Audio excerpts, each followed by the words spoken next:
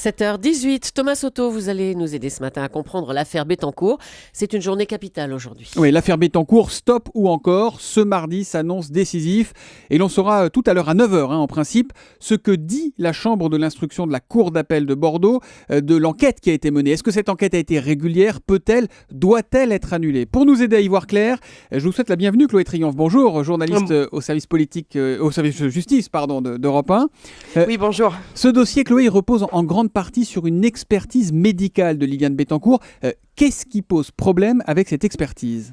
Eh bien, c'est la personne qui l'a chapeautée, en fait, puisqu'il s'agit d'une médecin légiste de Bordeaux, très connue, très légitime dans son domaine. Elle est même professeure, donc c'est pas ça le problème. Le problème, ce sont ses liens d'amitié avec le juge d'instruction, Jean-Michel Gentil. Et c'est vrai que quand les avocats de la défense s'en sont aperçus, ils ont vraiment levé un lièvre. Ils ont découvert que Sophie Grombe, puisque c'est son nom, avait été le témoin de mariage du juge en 2007. Vous imaginez un petit peu l'impact de la découverte. À ce moment-là, les avocats se sont dit, mais alors, elle n'est pas neutre.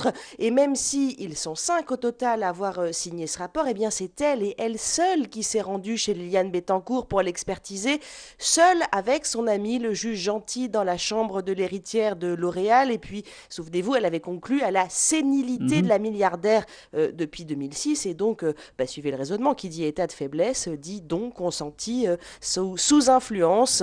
C'est donc une pièce très importante et vous comprenez bien pourquoi les avocats ont tout fait pour la dynamiter. Et c'est un combat très très important pour eux ce matin, pour les avocats des 12 mis en examen.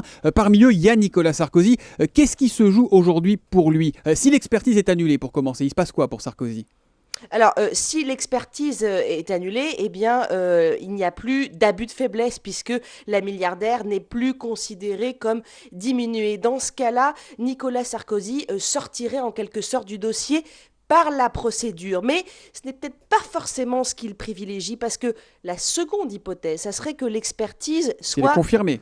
Si elle est confirmée, exactement. Eh bien là, attention parce que rien n'est perdu malgré les apparences pour l'ex-président de la République parce que en admettant l'hypothèse qui n'est pas démontrée, on le rappelle, qu'il ait perçu une enveloppe d'argent pour sa campagne présidentielle, puisque en fait c'est ça la conviction du juge Gentil, eh bien il faudrait encore pouvoir prouver que l'état en fait de faiblesse de Liliane Bettencourt ait été apparent et connu de lui. Attention, les mots ont leur importance, apparent et connu. Et ça, vous comprenez bien que c'est extrêmement difficile à prouver. Évidemment, revenons sur un autre personnage principal de cette affaire. C'est évidemment le juge Gentil, vous l'évoquiez tout à l'heure.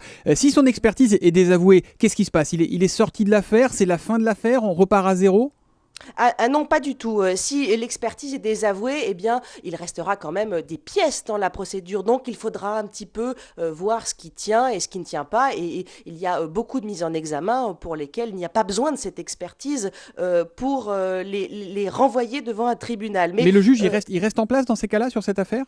Alors, ça n'a rien à voir. Vous savez qu'il y a cette procédure de récusation qui est un petit peu en suspens au-dessus de sa tête. Là, c'est François-Marie Bagné et Patrice Demestre qui ont déposé cette demande, pas plus tard que la semaine dernière. Elle avait été déposée, souvenez-vous, avant l'été devant la Cour de cassation, qui s'était déclarée incompétente. On était reparti à Bordeaux.